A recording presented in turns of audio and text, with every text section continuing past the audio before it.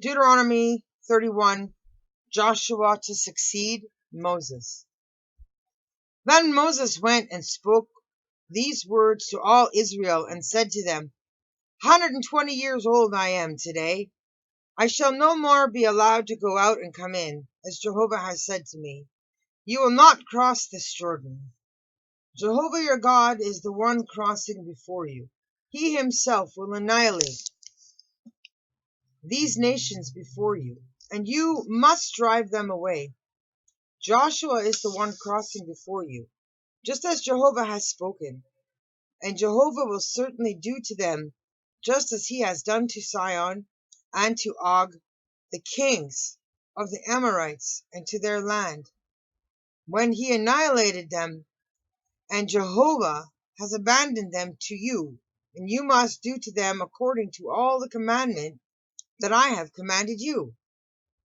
Be courageous and strong. Do not be afraid or suffer a shock before them, because Jehovah your God is the one marching with you.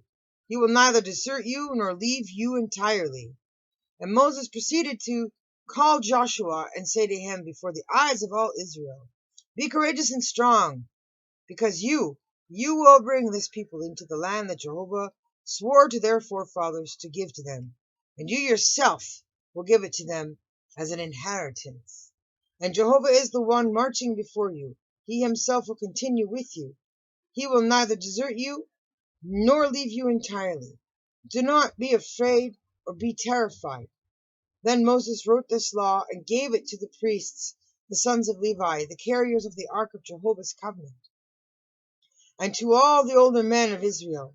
And Moses went on to command them, saying, at the end of every 7 years, in the appointed time of the year of the release, in the festival of booths, when all Israel comes to see the face of Jehovah, your God, in the place that he will choose, you will read this law in front of all Israel in their hearing.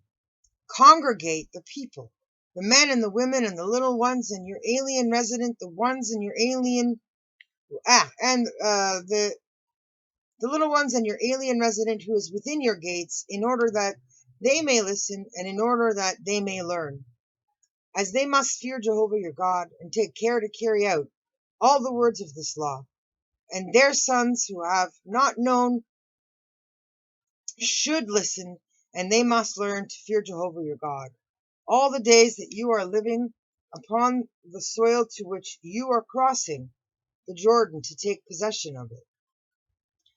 After that, Jehovah said to Moses, look, the days have drawn near for you to die. Call Joshua and station yourselves in the tent of meeting, that I may commission him.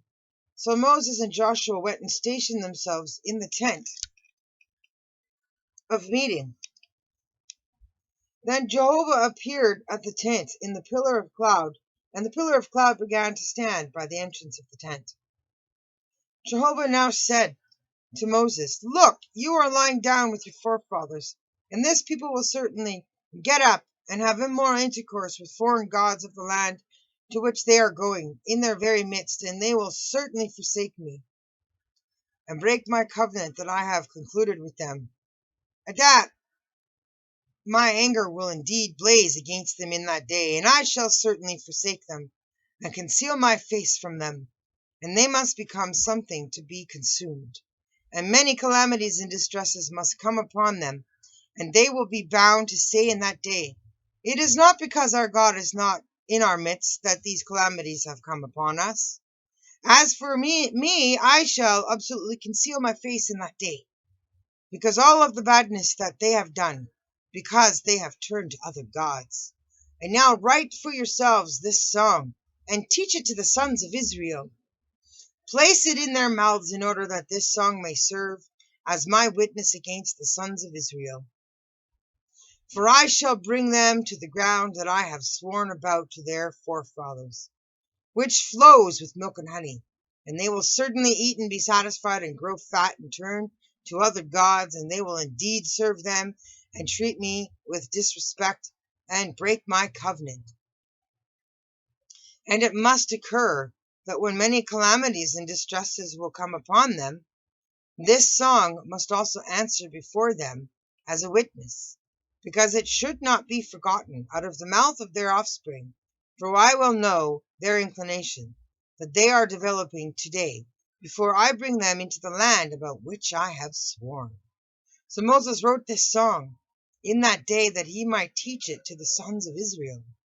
And he proceeded to commission Joshua the son of Nun, and to say, Be courageous and strong, because you will bring the sons of Israel into the land about which I have sworn to them, and I myself shall continue with you.